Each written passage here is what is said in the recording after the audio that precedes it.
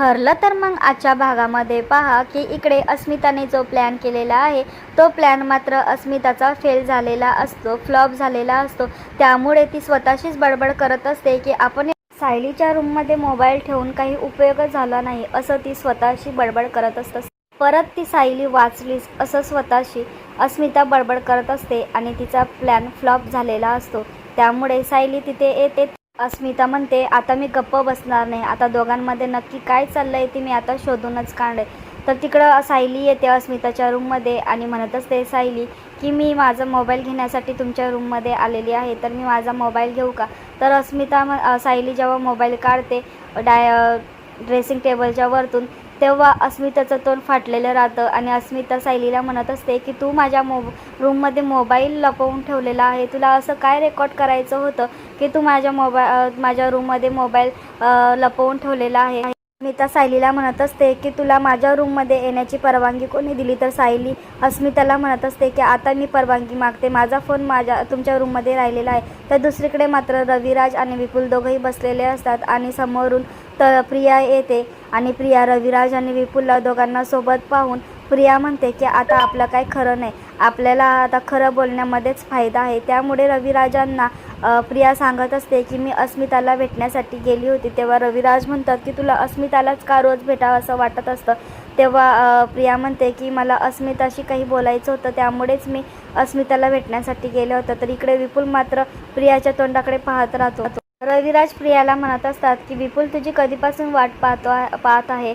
तर इकडं विपुल प्रियाला हसून तिच्या चेहऱ्याकडे पाहत असतो आणि प्रिया विपुलला म्हणत असते, अरे वाट कसली पाहायची आहे, तुम्हाला डायरेक्टली कॉल केला असताना. राज डायरेक्टली प्रियाला विचारतात की तू कुठे गेली होती? तेव्हा ती म्हणत असते की या वकीलला खरं सांगण्यातच फायदा आहे, आपल्याला खोटं बोलून काही भेटणार नाही. त्याला माहितीच असेल की मी कुठे गेली होती, त्यामुळे आपल्याला खरं बोलण्यामध्ये आपला फायदा होऊ शकतो. जर खोटं बोललं तर त्यांना माझ्यावर संशय येईल. त्यामुळे ती सांगते की मी अस्मिताला भेटायला गेली होती. तर दुसरीकडे मात्र अस्मिताला सायली मात्र चांगलाच धडा शिकवते आणि सांगत असते, जसं तुम्ही माझ्या रूममध्ये चोरून मोबाईल रेकॉर्डिंग करण्यासाठी ठेवलेला होता, तसंच मी तुमच्या रूममध्ये सुद्धा माझा मोबाईल रेकॉर्डिंग करण्यासाठी ठेवलेला आहे. तर इकडं अस्मिता म्हणत असते की मी तुम्हाला कोणी परवानगी दिली होती? तर सायली म्हणत असते की मग तुम्हाला कोणी परवानगी दिली आमच्या रूममध्ये मोबाईल ठेवण्यासाठी? अस्मिता म्हणते, मी मोबाईल ठेवील नाही तर काही करेल, नाही तर घराला आग लावेल, तुला काय करायचं आहे, तू कोण मला विचारणारी, असं अस्मिता सायलीला म्हणत असते. मात्र सायली अस्मिताला चांगलाच धडा शिकवते आणि म्हणत असते की मी सगळ्यांना आता घरच्यांना बोलवते आणि त्यांना सांगते की दादाच्या आणि वहिनीच्या मध्ये यांचं दोघांचं काय चालू आहे ते सांगते आणि तुमचं जे काही आता यामध्ये बोलणं रेकॉर्ड झालेलं आहे ते सुद्धा मी आता घरच्यांसमोर आणते आणि जे काही रेकॉर्डिंग झालेलं आहे ते दाखवते. त्यामुळे अस्मिताचं तोंड मात्र बंद होतं आणि तू मे त्यांची चालू असते आणि अस्मिता म्हणत असते की तू घरच्यांना कोणालाही सांगणार नाही आहेस. आणि सायली मात्र तिला चांगला धडा शिकवून अस्मिताचं तोंड बंद करते आणि तिला खूप मोठा धक्का बसतो. अस्मिता सायलीला म्हणत असते की तुझा तो गैरसमज आहे, तुला पूर्ण आजीने त्या गोष्टीचा तुला मान दिलेलाच नाही आहे. तर इकडं सायली म्हणत असते की बरं ठीक आहे, आता जे काही रेकॉर्ड झालेलं आहे मोबाईलमध्ये मी आता सगळं काही पूर्ण आजीला आणि आईला दाखवते, म्हणजे त्यांनाही खरं वाटेल की अस्मिता ताई माझ्यावर एवढा राग करतात, माझ्याशी एवढं वाईट वागतात आणि त्यामुळे त्यांच्या दादाच्या आणि वहिनीच्या रूममध्ये काय चालू आहे, त्यामुळे त्यांनी असं चोरून मोबाईल ठेवलेला आहे, मी असं सगळं काही सांगणार आहे. तर त्यामुळे अस्मिताचं मात्र तोंड बंद राहतं. सायली अस्मिताला म्हणते की त्यांना तेही कळेल की तुम्ही काय केलेलं आहे. तर इकडे रविराज मात्र विपुलला म्हणत असतो की दोघंही जण मस्त जाऊन कॅफेमध्ये या आणि दोघंही छान असं फिरायला जाऊन या. रविराज प्रियाला म्हणत असतात की तू विपुलच्या फॅमिलीला जाऊन भेट. त्यामुळे प्रिया म्हणत असते की बाबा मी कशी काय तिथे जाऊ, माझी तर कोणासोबत ओळखही नाही आहे. तर विपुल म्हणत असतो की अगं मी आहे ना, मी देईन ना तुझी ओळखी करून आणि आमच्याकडे दसरा पण खूप छान असा दणक्यात साजरा करतात, मी आहे, त्यामुळे मी तुला माझ्या घरच्यांशी आणि माझ्या फॅमिलींशी ओळख नक्कीच करून देईल, असं तो प्रियाला रविराजांसमोर म्हणत असतो. आणि विपुल प्रियाला घेऊन मात्र त्याच्या फॅमिलीकडे घेऊन जातो आणि इकडे सुमन म्हणते की अगं प्रिया जा ना गं, तुझी पण ओळखी होईल. तर मग इकडं विपुल प्रियाला घेऊन त्याच्या फॅमिलीला भेटण्यासाठी घेऊन जात असतो.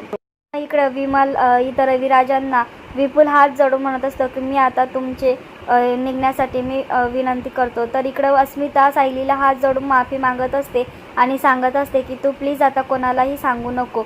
आणि इकडं सुमनसुद्धा खुश होते की प्रिया विपुलसोबत गेलेली आहे. सायली अस्मिताला चांगला धडा शिकवल्यानंतर तिला तिची चूक कळलेली असते. त्यामुळे सायलीची अस्मिता माफी मागत असते आणि सांगत असते की तू आता प्लीज घरच्यांना सांगू नको. आणि इकडे दोघींचेही बोलणं अर्जुन ऐकत असतो आणि त्याला सायलीचं जे काही बोलणं आहे ते त्याला पटतं आणि त्यामुळे त्याला एकदम गर्व फील होतं.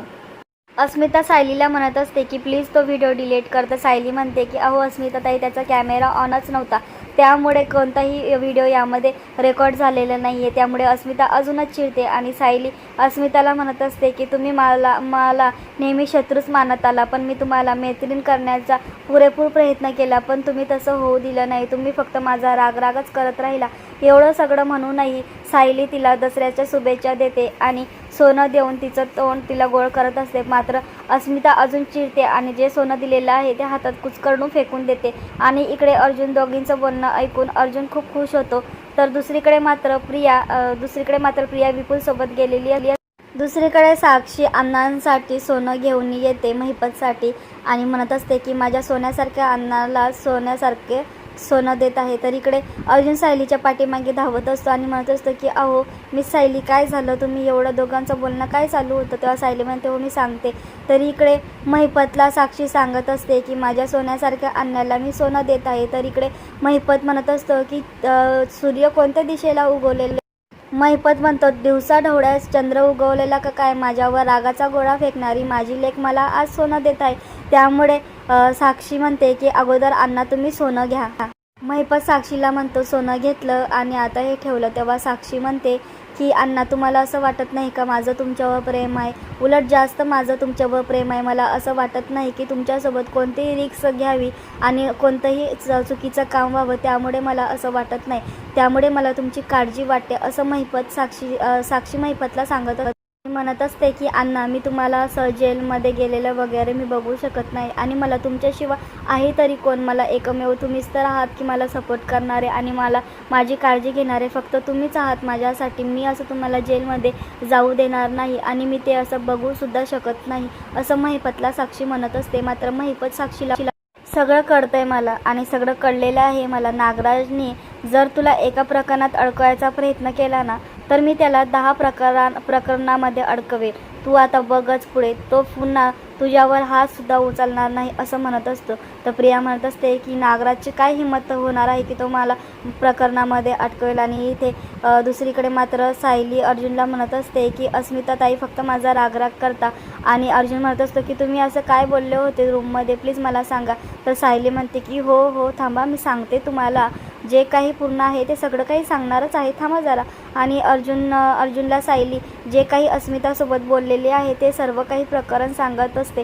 आणि अर्जुन मात्र म्हणत असतो की सायली खरंच तुम्ही खूप ग्रेट आहात, अस्मिता ताईला तुम्ही चांगलाच धडा शिकवलेला आहे. आणि इकडे अस्मिता प्रियाला फोन लावत असते, पण प्रिया मात्र विपुलसोबत गाडीमध्ये असते आणि जे काही प्रकरण झालेलं आहे ते प्रियाला सांगण्याचा प्रयत्न करते. पण प्रिया म्हणत असते की अगं अस्मिता मी तुला थोड्या वेळाने फोन लावू का, मी जरा थोडी बाहेर आहे. त्यामुळे अस्मिता अजूनच चिडते आणि म्हणते की मी सगळं हिच्यासाठी करत आहे पण ही तर माझ्याशी बोलायला सुद्धा तयार नाही. तर इकडे अर्जुन सायलीचे खूप आभार मानत असतो आणि सांगत असतो की अस्मिता ताईला आपल्या दोघांच्या नात्यामध्ये संशय आहे, त्यामुळे आपल्याला अजूनच थोडंसं सावध राहावं लागेल. तिला थोडंही जरी भनक जरी लागली आपल्या नात्यामधील तर तिला लगेच संशय येईल, त्यामुळे आपल्याला थोडं सावधच दोघांना राहावं लागणार आहे. तिला कॉन्ट्रॅक्ट मारायचं सत्य लवकरच आपल्याला समजता कामा नाही, नाहीतर ते आपल्यावर डोळे ठेवूनच राखेल आणि आपलं सत्य सगळ्यांसमोर आलेल. तर इकडे दुसरीकडे मात्र सायलीला मळमळ होत असते आणि कल्पना म्हणत असते की खुश खबर आहे आणि दोघंही तुम्ही आता आई बाबा लवकरच होणार आहे.